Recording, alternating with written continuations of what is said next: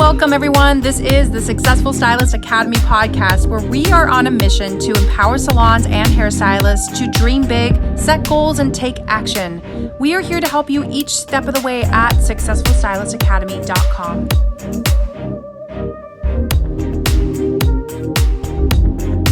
Hey everyone, welcome back, and thank you so much for hanging out with me today.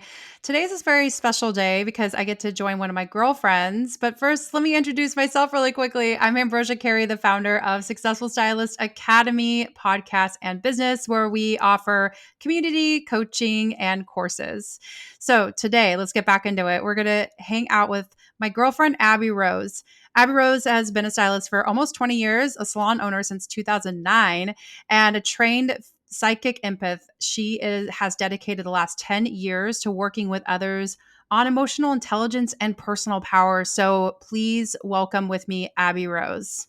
Oh, hey, it's so good to be here. I have been looking forward to hanging out with you and being a part of your movement to elevate our industry. And so I'm super glad to be here. Thank you.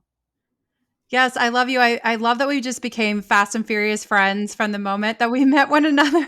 We just were like, I like you. I like you too. Let's be friends. Okay, let's do this. And it just became so easy and natural. So I'm really fascinated by you in general, and I'm fascinated by your journey. And I just love your ability to like morph and shift and just adapt to things. And I love the way you speak. I love the way you present yourself. I love how open you are to other people and how you allow yourself to be vulnerable.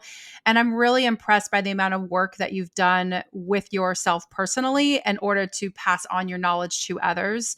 So that deeply aligns with, just what I'm looking for in life too. And I feel like anybody who's listening right now, we're all looking for that right now. We want to have deeper connections. We want to have things that resonate with us and power.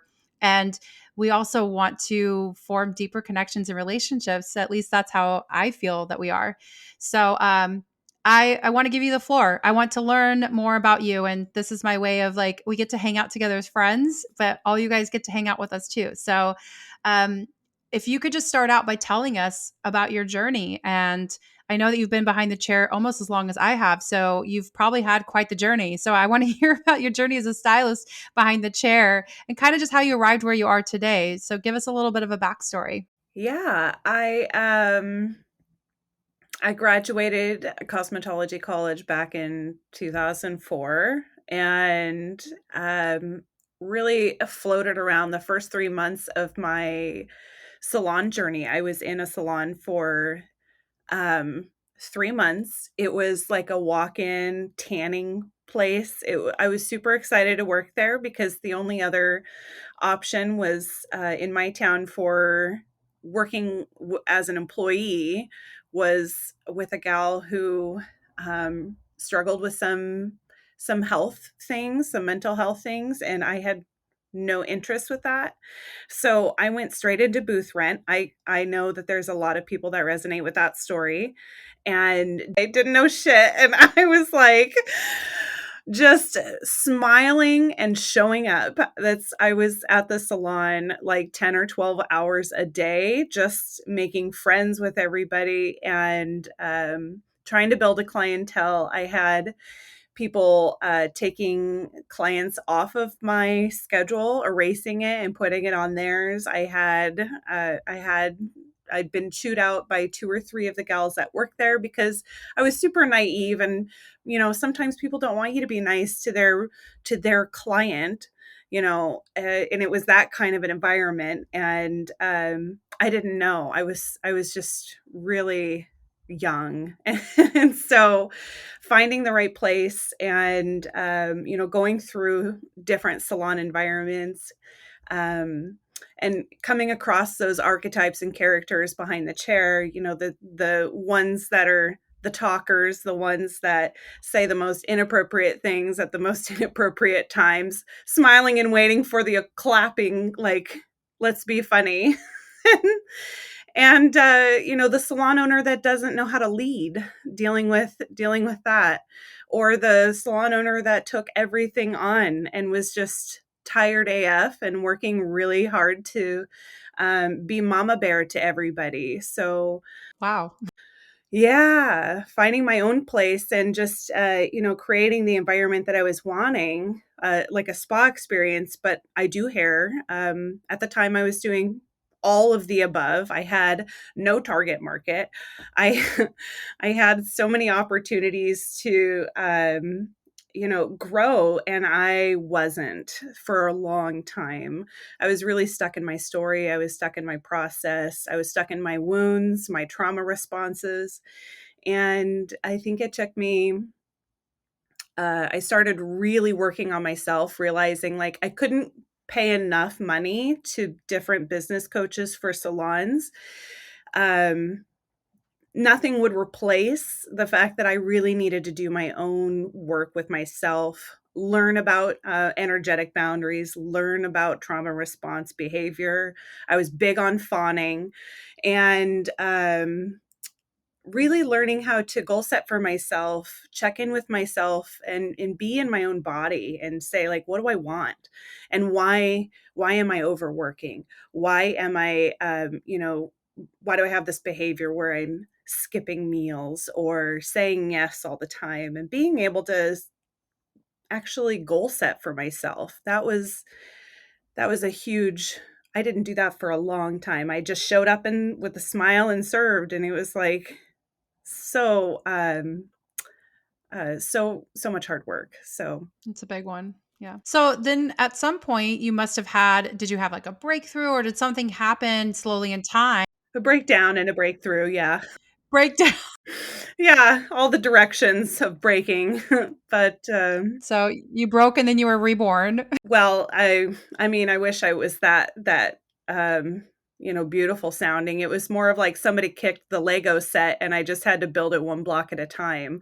It's taken a while. It's taken a lot of patience. And yeah, I had some life events that happened kind of all at once. I had a stepson that was terminal, and it brought up a lot because I had a sister that passed away when I was young. So I was in a situation again with a grieving family, but I knew how to do that. So I endured, I stayed with it. My husband and I are still married, and we are, learning how to live a life where we get to thrive again. And so it's been hugely transformational, but that was really the catalyst for me to learn to start having personal boundaries, to start choosing who I was going to spend my time with, because my energy and where I was able to put it became very precious. That's remarkable. Yeah. No, that's remarkable. I love that you had that you did prioritize your personal life and that you did start saying yes to yourself a little bit and that started to turn things around for you. So, okay, so wellness services. I feel like adding in new rituals and the wellness services, that to me is very fascinating. And it's, I know it's not new to you, but I think it's new to a lot of our listeners. And I think it's something that a lot of people can benefit from. So, can you just break down a little bit, like break it down for us? What is exactly, does it mean to be a wellness stylist? Yeah, on the core level, it's really about giving space in your business for healing and transformation for the stylist as well as for the client. So you can have these be as theatrical and woo woo as you'd like, or, simply having strong intention with presence is hugely transformational. It totally changes the mirror neurons in our brain when we are present with ourselves and at the same time present with our clients.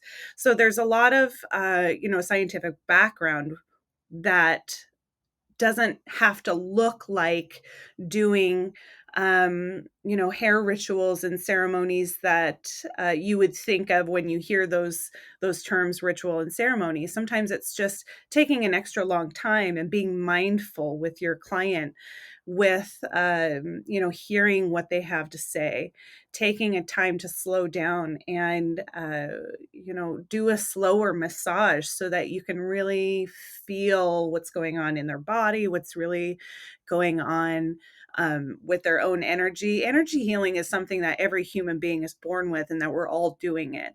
Anytime you give somebody a hug, you exchange energy. And there's a lot of hairstylists that are big huggers, so we're naturally. I'm a hugger. I love hugging. Hugging's my favorite. It's been like one of those weird things too, because ever since COVID kind of existed in our worlds, it's kind of like a like, oh, are we hugging? Are we not hugging? Which way are we going here? Like. Found myself just like massaging myself, and this is like I'm just gonna put my arms down. I'm sorry. This is awkward. Bye. Till next time. I'm like, I gotta hug something, give me something to hug. I love though that you just kind of phrased it as like slowing down and just being present with what you're already doing and what we already possess and what we already have. It's not like one of these like groundbreaking things that we have to like do a lot of inward work in order to be able to offer it, which I'm sure there's the next level where you have to do inward work. But I like that you just express that everyone has it in them and the capacity to do it, and just literally slowing down to be able to offer that. So thank you for even just passing that along to us. And so like I know that that's something that you love offering to your clients, but I would also like to hear like how has wellness helped you? Like what has it done in your life? How has it transformed your life? I have felt I don't think I've ever felt more alive in myself than when I started to give myself permission to connect on a more expansive, deeper level with my clients. It's given a lot of space for more transparency with my clients, and for me to be aware that I am in a position as a hairstylist to be a catalyst for deeper love and deeper presence for somebody that's in my chair. I can teach box breathing in 30 seconds to a client while their hair is processing, and it gives them a skill set that they can take home, that they can control their own anxiety with. And box breathing has it's super easy, and it has. Okay, tell us what box breathing is. I'm like, this is very fascinating. Are you literally breathing in a box? What is this? You inhale for 4 seconds and hold for 4 seconds, exhale for 4 seconds, hold again for 4 seconds. So it really just kind of creates a little bit of a box with this 444 time. It's like music. So it's really wonderful. It's super easy and basic. And, me explaining it in this simplistic manner, it's transformational. A lot of things that I explain very practical, and I kind of take the the mystery out, but there is some serious magic in just learning how to be present with how we breathe. And because there's so many levels of endorphins and serotonin and dopamine that we can get from just breathing differently and better. Oh, I've heard that before. And I have to say, I think sometimes when I'm really focusing on something, I catch myself not breathing, which is not good. I'm like, how have I not passed out by now? Or, just even just, I think stress, like allowing stress to kind of dictate that and not to be present or aware of your breath. So, and I've read that before, but it's something that is so easy to not practice. So just like to sidebar, or I guess it's not really even sidebar because it's basically the same subject, but I'm just curious, like what do you tell people that have a hard time with being present with their breath work? And do you tell them like make sure in the morning you just do it for 10 minutes or whatever, just getting in the habit or the practice of doing it? It's an interesting thing because for a long time, I didn't have a craving to be present with it on the daily. And I'm a big advocate of like, do what feels right. And if it doesn't resonate to do that level of, consistency with that, that's okay. That's totally fine. Like we're not supposed to have judgment about that. So the goal is to just meet ourselves where we're at, because as you do these little tiny things and something in it sparks your interest with the whole practice of wellness, focusing on mind, body, spirit, our diet, exercising, we come from a place of, oftentimes in Western society, of pain points. We're doing something because we want to avoid something from happening, or we're doing something because we don't want, like, we exercise because we don't want to gain weight, or these away motivators. And the more that you start chipping away and working on yourself, and surround yourself with people that are also growing. And that's why I really wanted to create a deeper level of intimacy with community, with wellness stylists, being able to just say, like, I'm having a hard time with this, I'm really working at this. Sometimes one little sentence that somebody can say can inspire us to, oh my gosh, that makes sense, and now I want to do it. It's just a journey of knowing that you're going to make progress, knowing that you're going to evolve.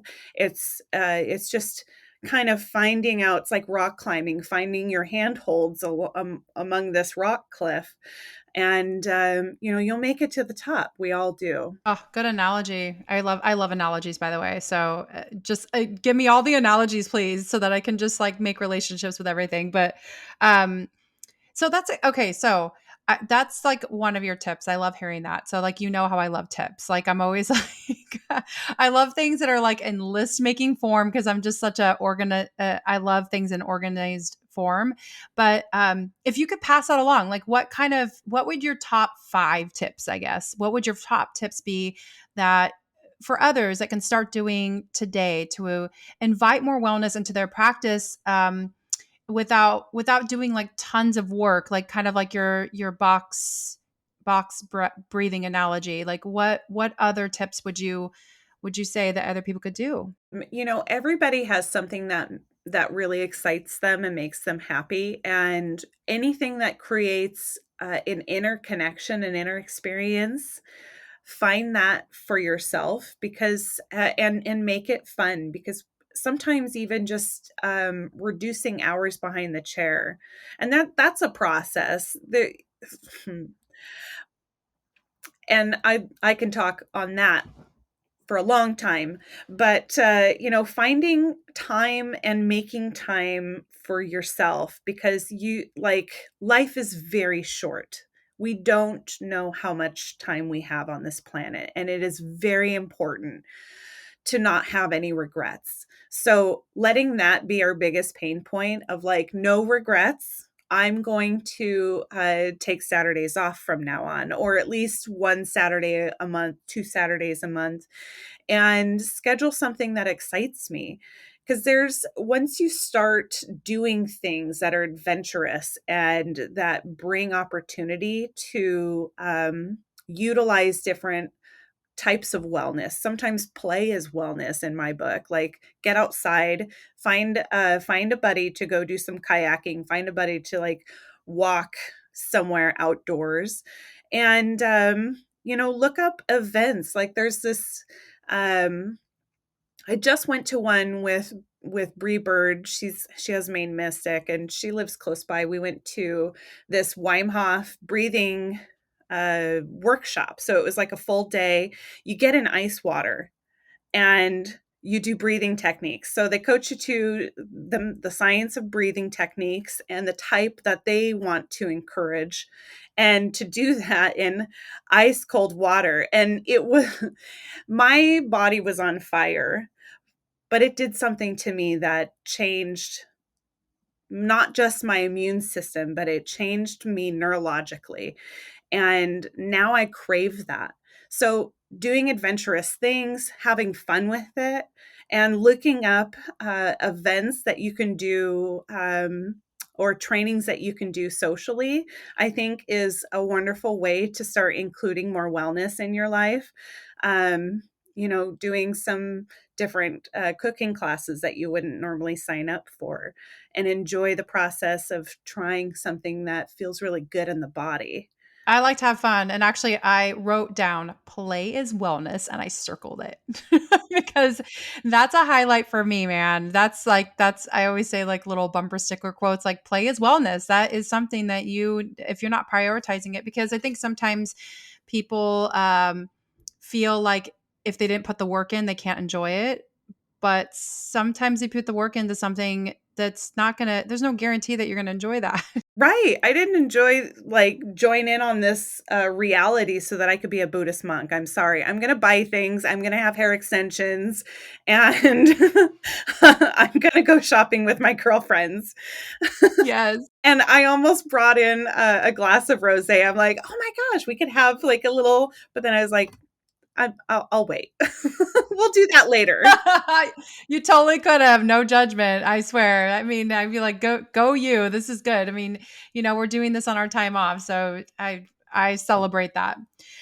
So I love that you came across this journey and you let it change how you did practices. But I'm really curious, like, how has it changed the way that you've actually started to do business? Like, how has it impacted the way that you have changed your business? Because you said that, taking time off and things like that and offering these practices to your clients, but how has it changed how you do business in general? I that's a really good question because it, in a backwards way, my abundance was in this whole wellness practice. I really was on the hamster wheel of having 8 clients a day, double booked, by myself as a small salon space, and I had just been looking at my numbers and working at my numbers to scale, because that's what my previous business coaches for salons had taught me. Like, numbers have to go up. What do you need to do to continue growing? And then I wound up going through this burnout phase where I didn't know myself. I didn't like myself. I was like, I had no personality. I can't imagine that. It was bad. But I just, I was faking it every day, and, I'd gained a bunch of weight, and then I decided to slow down, and I bagged all of the coaching and everything that I had been working towards. I forgot about my numbers and started to just work on myself and offering these wellness services. I am so much happier. I am making choices and goal setting now when I wasn't doing that before, because I was too tired by serving everybody else. I didn't have any energy to actually prioritize what I wanted. And it was a fascinating transition to where I'm not I'm making just as much money, and I have 4 clients a day. I don't have many extension clients, but I'm in 6 figures just from doing hair treatments, with a splash of energy healing, most of it, and, cuts and colors, and a lot of root retouches.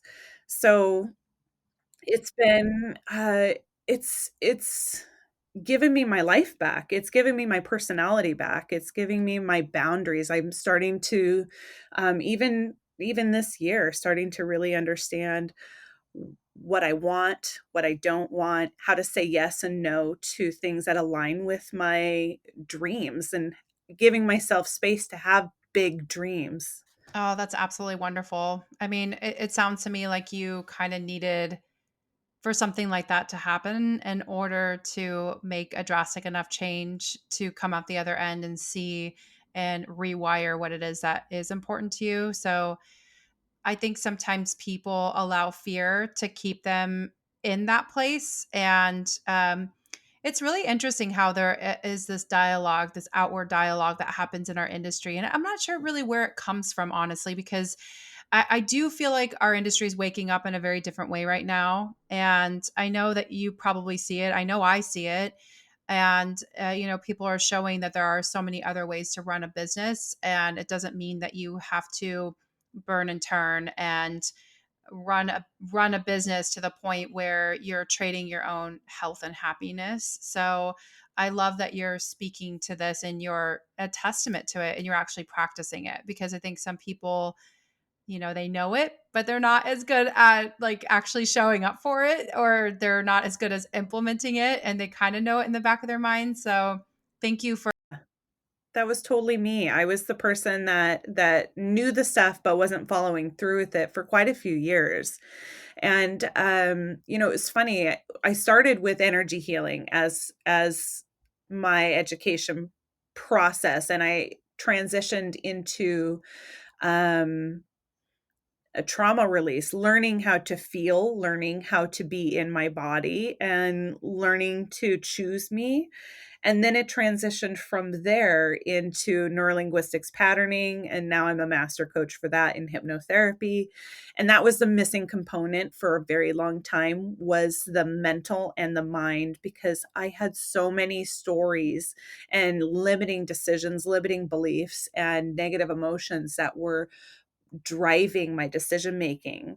And as a trained psychic empath, I was doing readings for people, and I was also aware that the stories and the beliefs that I have are what that wisdom is being channeled through. We all have the ability to channel and download um you know big ideas and creativity. Our intuition and creativity are in the same place in our subconscious. And so they're aligned on a deep level. And I was so grateful to finally release the stories that I had around what I thought was possible, reality, and making space for other people, clients, family, and all my relationships, giving them space to show up differently. Now that I had the neuro coaching under my belt, where it's like, okay, so you can see what they've done. What they've done in the past. You can see what's possible, and how do you help facilitate creating space for people to get into a different zone where we have different results together. And that was such a great thing for sure. Wow, that's remarkable. I love that you're sharing. I feel like you're sharing a story that is highly relatable and relevant. And I think a lot of people will identify with this. So, um, on a different topic or the flip side of it, I am curious, like in this work that you've been doing and working with others, have you seen any obstacles with others wanting to expand their wellness practice? Like, what are some of the main obstacles that you find happening with others? When we're talking about commission stylists or stylists that are in a group environment where there's no privacy, that is a little bit of a challenge if your salon owner isn't on board. Another issue really is, and the really only other issue besides your environment and if it's set up for that, or if you have a team that is supportive of your process and what it is that you're wanting to deliver to clients.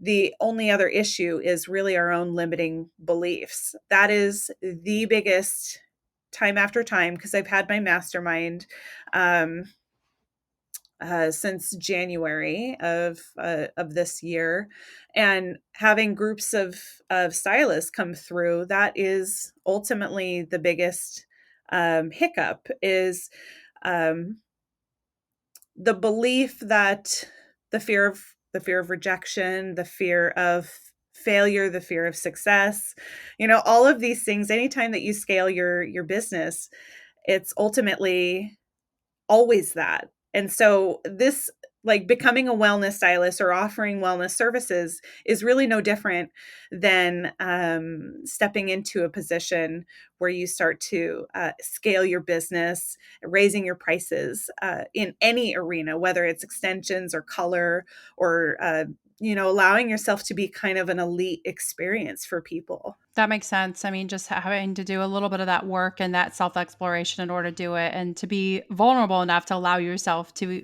release that too. So awesome. Well, I mean, I feel like you are just scratching the surface of something that I want to know more about. And I know that people are listening, they probably want to know more too. So if you wouldn't mind, Abby, will you just let everyone know like what's next for you and where can everyone find you? I have a website that I have upcoming events, as well as when my mastermind opens, when my online education program, because that's going to be in 2022. I am going to have an online course that's going to be broken down with steps, mind, body, spirit, along with the services, along with personal development. And it's all coming from the inside out. But abbyrosewellness.com, ABBEY, and everything should be on there. And I am going to be doing more workshops and retreats specifically for the services to learn in person. And I am a Reiki master, so I'll be incorporating Reiki courses so that people can actually do some of the bigger, heavy duty stuff if they want to. Um, but there's a lot that you can do without energy healing certifications. So Abby Rose, thank you so much for hanging out with us. And everyone, make sure you please check her out. You'll see all the information in our show notes as well. So that way you can one click away from Miss Abby Rose. And then make sure you hang out with us next week because we're going to be joining Alicia Solier, who is the founder of Salon Scale. Guys, she gets to talk about her journey in founding Salon Scale and what's to come with that. Thank you so much, everyone, for joining us. And we'll catch you next week.